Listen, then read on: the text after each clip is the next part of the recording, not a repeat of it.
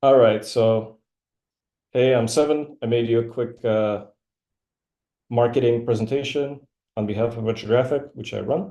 Kind of talking through getting to service market fit. So I'm the founder and owner of my own little company. I'm known for a lot of apps you may have on your phone. I've helped design on Lyft, on the Lyft driver app, on SoundHound, on the Hound AI assistant, and most recently on OneSignal console for notifications that are used throughout different mobile apps. Right now, I run a bike app called Sprocket. It's a bicycle marketplace. Currently, it actually looks like this because I'm Ukrainian and there's a big war going on, so I'm helping raise awareness for it. And so the service market fit part of it goes something like this. In 2008, Wall Street crashed the economy. I had a car, so it was a shitty car, and it got totaled. Somebody took an axle off my car, and so I thought to myself, what if I, try cycling for a while, and if it doesn't go well, I can always buy my next car. And since 2008, I'm proud to say I never bought that next car. I've always been cycling and using public transit.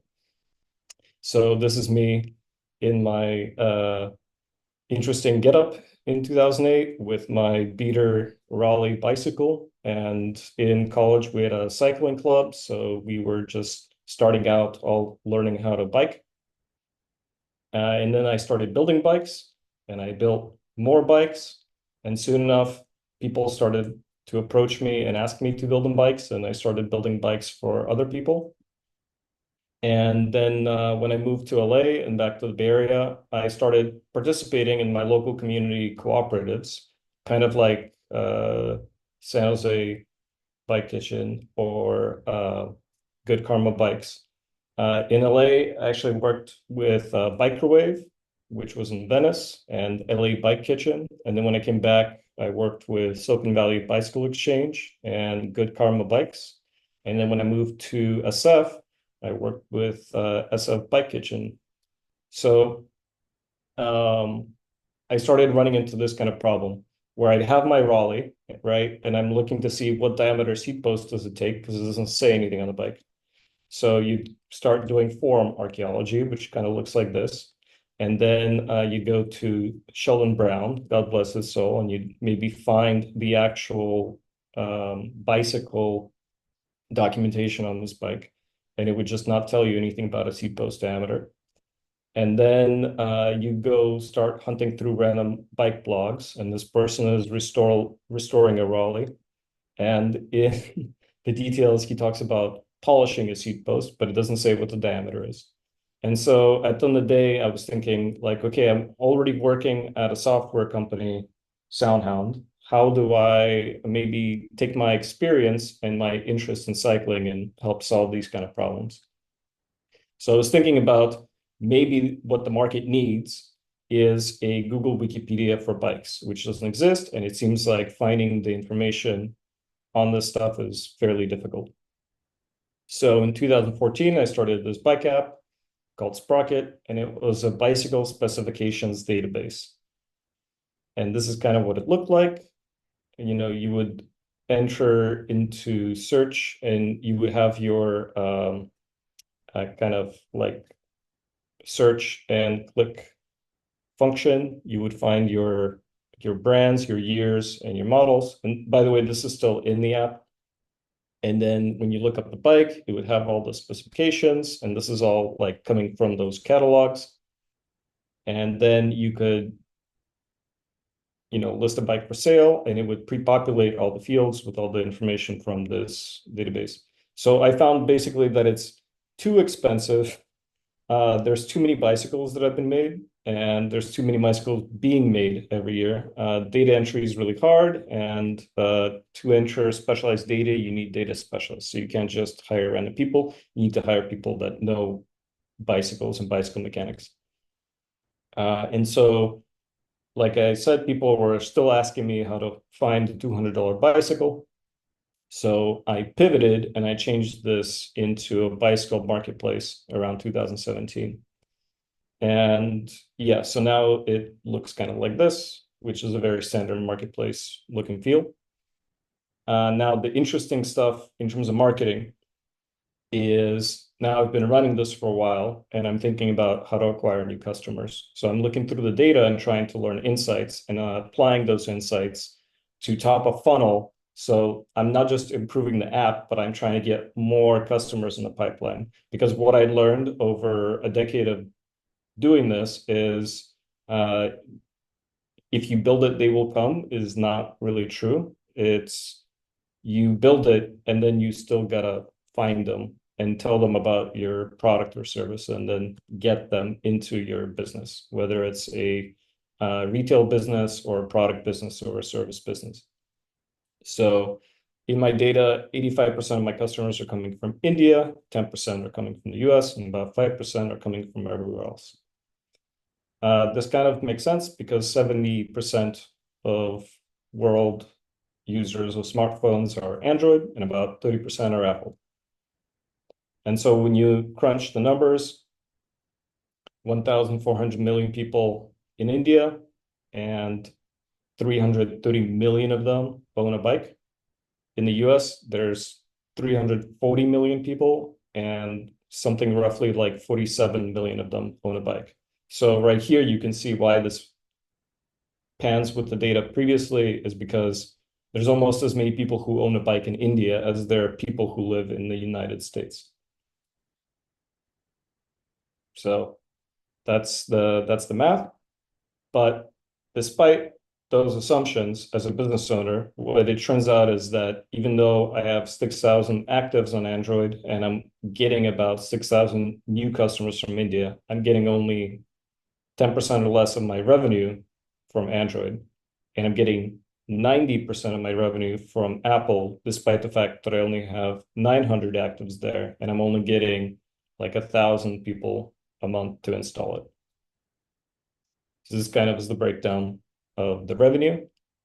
And this gets you thinking about how do you market to this kind of reality, knowing what you know, and seeing the numbers that you're seeing. So one of the crucial insights that I got recently was I'm also a YouTuber and I'm spending time doing a lot of research on YouTube. One of the things that's great about YouTube is if you get the YouTube Premium subscription and you have AirPods, you can just walk around and listen to videos and podcasts on YouTube without even having to look at your phone. So it's great for taking a walk and learning something new.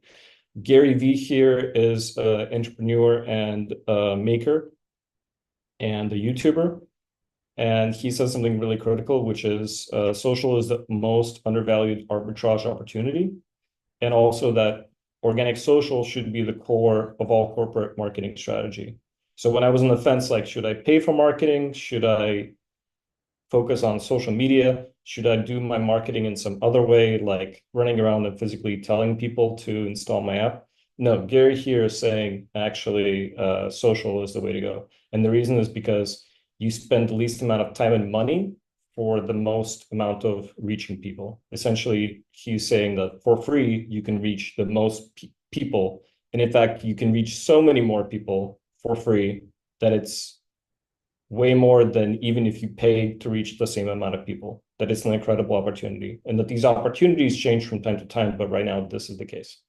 And so I looked because I was running experiments across all different types of social media that I post videos to, I post photos to every day. And what I found by looking through all of my analytics is that my Indian traffic is predominantly coming from Josh, which is this app that is kind of like an Indian TikTok because India and China do not like each other. So they banned TikTok in India and they made their own version of TikTok. So I post to there and I get a ton of potential customers. And this is what I'm seeing in my analytics when I say that I have 85% of my traffic coming from India. And then for all of the other platforms that I post on, the majority is coming from Instagram and they're coming to iOS and they're coming from the United States. And so then I started looking at, well, how do I further arbitrage this? How do I take posting on Instagram to the next level, where for the smallest amount of time, I get the most amount of eyeballs, so I get the most amount of benefit as a business. And what I found is Instagram remixes. And what are Instagram remixes? So it turns out that unlike many other social media platforms, Instagram built something similar to Tumblr, where Tumblr has like a reshare. It actually is something that exists in a way in Twitter, now X, or in Threads, which came out just last year. But in Instagram algorithm has been rebalanced to heavily favor reels, and you can actually remix these reels. And the only condition for remixing reels is that you add something to them. In fact, you can have a sticker and swipe it off screen, and it still counts as a you change something on a remix. So, you have this reel of a guy doing a record on a bicycle, speed record. And then I put the text wow there, and then I wrote a caption, and then I post it. And I get all the benefit of millions of people who seen and liked the previous reel, and it's on my account. And then there's also automated credits, so I didn't steal it in any way, and people can still click through and go back to the original reel and like it and share it and comment on it. But what this does is pretty insane because for years and years, have gotten under 20,000 views of my account per month. And now I'm nearing 1 million, and I'm growing at about 30 to 50,000 views per day. So this is like amazing. Yeah, thank you. And you can see that whenever you hit one of these arbitrage opportunities that Gary Vee has been talking about, you will see analytics sort of like this, like you see plus 1,000. And in fact, just a couple of days ago, it was plus 3,000. So it's gone down because my rate of growth has slowed down because I've been slacking on how much I've been posting. And I've been remixing about 15 reels a day, but sometimes as many as 25 or 30 a day. And you can see that here again. So posts are what I used to do because for 10 years, I was running a daily blog and posting bicycle pictures every day. And those posts are deranked in the algorithm so far. You can see it's like, a percent of a percent. And the reels are the predominant majority of how I'm getting impressions. And for me, because of the kind of business that I run, I can see that impressions are more important to me than any other type of analytic. Because if they at least saw me, that means they saw my link. And I know as a marketing professional that if they saw my link 7 times, they're more likely to actually click through or dial it into their web browser. And then on the reach, you can see kind of some of the impressive analytics that these remixed reels have been getting. So some of them have been getting up to 32,000 views, impressions. And I've had things like comments in some of these reels are getting like over 1,000 likes. And some of the comments under them are getting like up to 300, 500 likes. So it's just been insane. And quite incredible to like find one of these opportunities and see it actually starting to pay off and then seeing the traffic go up on your app. Yeah, and then also profile activity down there, that's important because that's for Instagram where your links are to link out from your Instagram to your business. So the fact that almost 10,000 people are seeing that profile means some percentage of them are going to see those links, and some percentage of that percentage are going to click through. One more thing. So when you're starting to look at your business, whether it's a retail business or a software business or a product business, you have different ways of acquiring customers. For software, for mobile app development specifically, you not only have to understand how the social media algorithms work, like I just explained, and how you can game them, but also how the Play Store and App Store algorithms work. And it turns out that for the App Store, what's called the currency of the realm is ratings and profits. So the more ratings you have, the more the algorithm will show you to other potential customers. And the more profits you have to remember that Apple earns 15 to 30% of each sale. So if you're actually selling stuff in your app, Apple will see that and it'll raise you higher because they want to make some of that. So it turns out that LinkedIn is a perfect social network for asking people to rate your apps completely legitimately and not against the terms of use of the App Store. So this is what I've been doing is I basically got LinkedIn Premium, $40 a month, and it pays for itself every month. Every Monday, I get another 200 or 250 messages I can send out. And I send out a templated message that's something like this to companies where I've worked at or my college, which has like, over 10,000 accounts for Cogswell College. So I'm never going to run out of people to message there. And it goes something like this. Hi, person's name. It's great connecting with you. We both worked at X or we both studied at X. I'm working on catching up my bicycle marketplaces. 200 iOS reviews to our 1,000 Android reviews. Could you please take a moment to rate Sprocket on the App Store? Link. And then if they reply like, oh, I don't use iOS, oh, I'm an Android user or whatever, like, no problem. Here's the Android link. Like I'm not making any money from Android, but at least if you rate it, I'm still gonna make more money. So that's great. But this has been a terribly great strategy, and I've been seeing my amount of ratings and reviews going up on iOS. And as a result of that, I've been seeing the amount of money I've been making going up. So for me, marketing in that case is entirely algorithmic, and I'm understanding how the algorithm works. And so I'm finding ways to show social proof in a way that is not against developer terms of use. So I'm not buying reviews. And this is helping me then get more eyeballs on the products I have in my app and make more money. The end.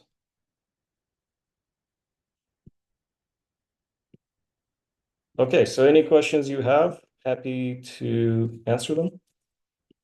Uh, okay, yeah, that was really helpful and insightful. So for us, like right now we're doing a like a raffle and we're trying to market it online, right? But Mhm. wait, can I share my screen? For Is sure. that possible? Okay. Yeah.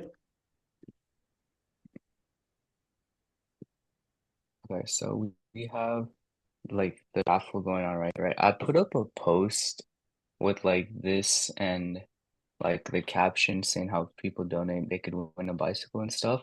But like as you can see, it has like no like it's not gaining any traction. And I'm trying to think like why did none of our posts gain any traction? Like what should I do differently? Yeah. So this was my struggle for years and years. And it's just that uh, Facebook, Instagram, Meta, they're trying to compete with TikTok. And Okay. so they've changed their algorithm to heavily prefer video, like short video, over any image post. So it doesn't matter what you say in your image post, like no one's going to see it. Yeah. Uh, Okay. People still see my image posts and I still post them. Yeah. And sometimes I might get as many as 1,000 views or 2,000 views. But like Yeah. I just shared, if I post a reel on Instagram, Yeah. I may get as many as, like 500,000 to 1 million views, which makes it like so crazy, like more worth it that you would want to do it. And you can also make a reel of a still image, and that will also work. Um, Okay. so I would definitely do that. Another thing Okay. is if you don't have music on your photos, I would definitely add music Okay. because photos without music do like 50% worse on average. Okay. And the same thing goes for Reels. So add music to your Reels. The cool Okay. thing is Reels have audio you can add from an audio library from Meta. So you don't have to Okay. have your own music. You just pick from whatever they have. And the other thing that's pretty neat about Instagram these days is like I'm in Portugal, which is in the European Union, and they passed what's called the GDPR, which is like a privacy law. And one of the things that is in that law is that you get to control your data. So because of that, Facebook added a feature to everyone, including people in the US, where you can download your posts or your reels. So Yeah. what I do is like I post a reel, I add some music from Instagram, and then afterwards I download it, and it basically creates the video with the music from Instagram, and it adds you a watermark, but nobody cares. It's actually good because if you upload it somewhere else, they know where to find you on Instagram. And then you can re-upload the same video like again and again and again to YouTube, to Josh. I don't know that you care about Josh, to Facebook, to X, to every other social network.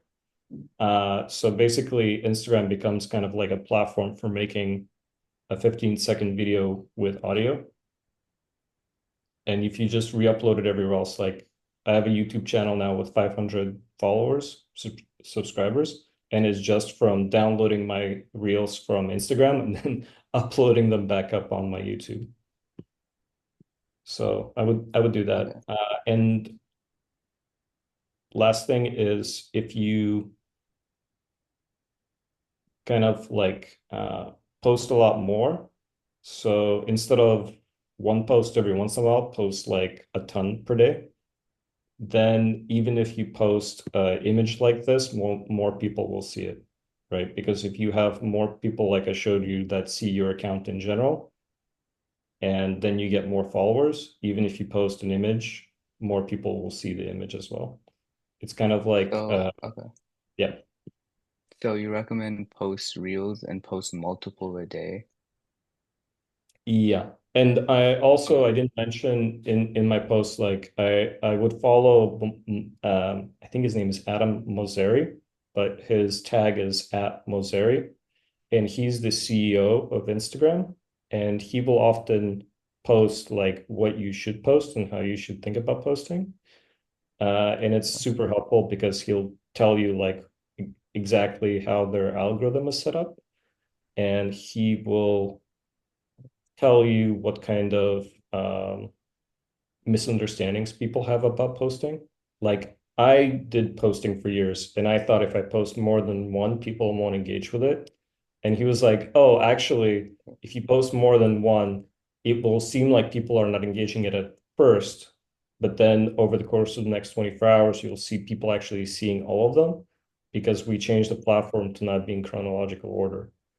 So that helped me understand like, oh, actually, I should be posting like way more because the algorithm wants you to post like 20 or 30 things per day, Yeah. plus like a Wait, so story. for okay. Wait, so for like something like this, like what type of reel do you recommend I should make?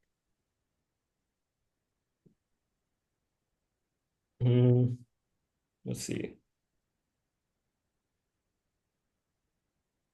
I think if you see like I would follow some other co-ops. I would follow actually all the other co-op accounts that you can find. And you can find a ton of them just by searching for stuff like co-op and bicycle co-op and cooperative. And I would follow a ton of bike shops, and you'll see the kind of reels they make. They're very genuine. It's just like a selfie and like, oh hey, we have like a raffle contest, or like, hey, we got this crank in stock or whatever, and Yeah. just do that. And just because people are seeing that you're not trying to bullshit them and you're generally telling them about something, and your geolocation is set in San Jose, Yeah. they'll definitely like engage with that. Okay. Okay. Um, yeah, that was basically it for me. Cool. Glad I could help. I got a question. Sure. Okay, when there's mention of social marketing, what is social? Like, is that just social media or is that like some other form of marketing? Um, So I've tried all sorts of marketing. Like I've definitely gone to bike party and I've like talked to people a lot. I'm like, hey, start a conversation, kind of segue Okay, into So and have an just app. like being social and through word of mouth is social media marketing. Yeah, I mean, you try I mean everything, right? social marketing. Social marketing. But at the end of the day, it's like if you think about it, kind of like why does digital dating work better than physical dating? Hmm. It's because if you like physically go to a bar, you don't know if there's someone there to even date. So you're Yeah. thinking about like your time cost benefit analysis. And when you're talking about marketing, right? Like I could Hmm. physically go and try to market to someone in a physical space, even at a bike ride, even when I know that they ride their bikes. Hmm. But per night, I can only talk to so many people, and it's like definitely less than 100 people. But with social media, I can hit so many more eyeballs that it makes it not worthwhile to physically go market anymore. If you can find the right arbitrage opportunity where the right type of media kind of can hit like millions of people. Okay. So I would say the marketing landscape is changing and it's definitely changing in terms of social. And it's because there are some of these opportunities and niches that if you like find them and they appear and disappear also like every couple of years and you tap into them, you can hit like way more people. So do that. Okay. I mean that sounds cool. So it's kind of like I'm looking at it as like becoming the topic of conversation that kind of brings people together. Exactly. Yeah. That's a great way for Sprocket blog. Ugh. Yeah, like I also like I designed the onboarding for Hmm. Lyft, which is a ride sharing company. And at first, I was trying to make the onboarding better. So people had a better experience signing up for Lyft. And then at some point, I realized that like nobody gives a shit about my job and nobody wants to onboard onto ride sharing. They want to open the app and then they want to order a car. So once I figured that out and I made onboarding as short as possible and the least amount of like taps as possible, Hmm. people actually use the app more and they bought stuff in the app way more. And the same thing is true here. Like I'm an artist and I want to do a blog and I want to blog about bikes and bike parts. And unfortunately, people don't actually care about bikes and bike parts. What they care about is themselves. So once I started remixing reels, 100%. and it was not about me, it was about being kind of finding interesting stuff that people cared about that other people already found interesting and being like a curator of content Yeah. that people were like really starting to get engaged. And now, like, kind of what I was saying with your raffle is like, once they are becoming engaged because you're finding like a reel that already has 1 million views and you're putting on your account, you're like, check this out, this is cool. The next thing you post after that is like, oh, by the way, I'm a business in San Jose and I have a raffle. And now suddenly you have 1 million eyeballs that were looking at the previous thing and they're like, oh, by the way, I have a raffle. And like only 5,000 people see your raffle, right? Which is way more than 6 people you have now. Yeah. Okay. Wait, sorry, I cut out. Can you repeat that last part? Yeah, like if you basically share your uh, if you basically share like stuff other people are finding interesting and you're also following what the algorithm is set up to do. So in this case, for like Instagram, it's video, right? Then you engage a ton of people. And when you have something to share with them that is maybe less interesting, maybe more niche, you still captured a ton of eyeballs that are like looking at your account. So when they see something less interesting, it's still a ton more people that see it. So you're kind of using it as a lure, like, oh, look at the shiny thing, right? And then a ton of people look at the shiny thing where they wouldn't have looked at your account at all. And you're like, oh, now look at this. And like some percentage of those people that were looking at the shiny thing will now look at your thing. Like a great way I like to explain it is like my mom is a dog groomer and dogs hate taking medicine. So you can't take a pill and give it to a dog and expect it to swallow the pill. But like you put the pill in a piece of raw meat, then you give it to the dog and the dog will eat it every time. Okay.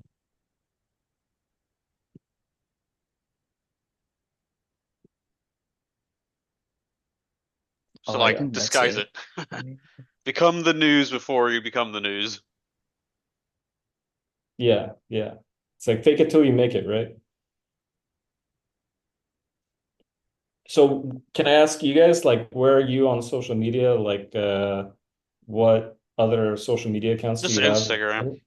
I mean, Just yeah, because like um, well, yeah, just Instagram and Facebook, kind of, but mostly just Instagram is our main modus operandi, and we're on it kind of sparingly because I was kind of on it for like a good almost a year, but then work and other life happenings got in the way, so you know yeah, I think the meeting is like about to end in like a few seconds. oh yeah, we're still doing like brand awareness is how I look at it. Eventually, hopefully, we start to build a little bit of not a following, but like a community within San Jose. well, that's good to hear. I would love to follow up and tell you some other insights that I have. Yeah, that'd be great, Seven. Super appreciate. All right. Well, thanks for the meeting. This was great. Okay. Yeah, it was. Okay, thank you. Ciao.